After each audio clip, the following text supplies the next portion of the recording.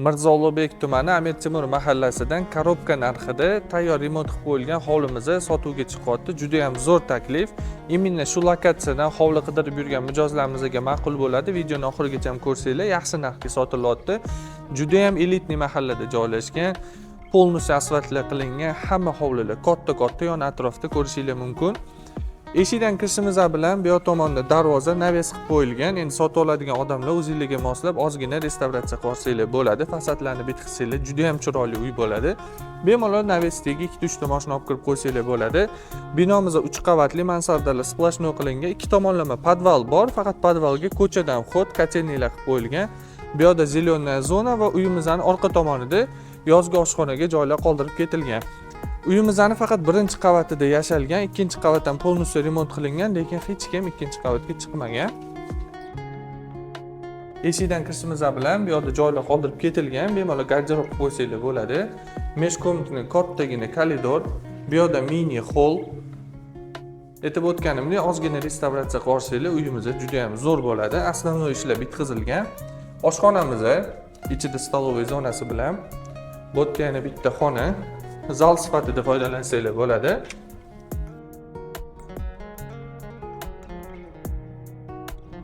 Uyimizning plyus tomoni sotib olgan odamlar boshida yashab turib, keyin pul yig'ib, o'zingizga moslab remont qilsanglar ham juda ham ma'qul bo'ladi. Bitta spalni, o'rtada sanuzel va yana bitta xonamiz. Bu bolalar yotoqxonasi. Uyimizning ikkinchi qavatiga ko'tarilamiz. Shunaqa atmosfera kutib oladi. Remontiga baho beringlar. Umuman urinib qolmagan, даже bitta tsarapina ham yo'q. Sababi ikkinchi qavatdan umuman foydalanilmagan. Uyimizning afzallik tomoni videoni boshida ham aytib o'tdim. Juda ham zo'r lokatsiyada joylashgan. Mahallani qaranglar, katta-katta hovlilar. Yaxshi niyat qilganlarga inshaalloh nasib qilsin. Yaxshi xonadon, bitta xonamiz kabinet sifatida foydalansanglar bo'ladi.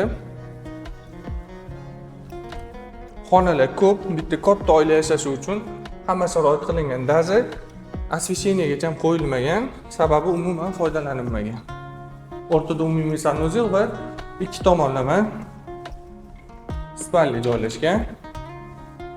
Spalnimiz sanuzel va yana bitta spalni.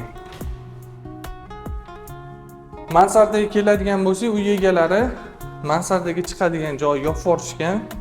Bemalol lesnitsa qilib mansardaga chiqsanglar bo'ladi. Mansardamiz splashnoy. Uyimizning narxini $630,000 ga narxlayapmiz. Aytib o'tganimdek, 6 sotov yer maydoniga qurib bitkazilgan. Jiloy maydoni 330 kvadratdan kattaroq. 6 sotov Amir Temurda pasti yer narxida bo'lyapti. Narxi tayyor binosi bilan. Korobka sifatida sotosanglar ham o'zingizlar dedinglarga moslab chiroyli remont qilasizlar. Pastda joy egalarining nomerlarini yozib qoldiraman. Bemalol telefon qilib narxlarni kelishib baraka qilishingiz mumkin.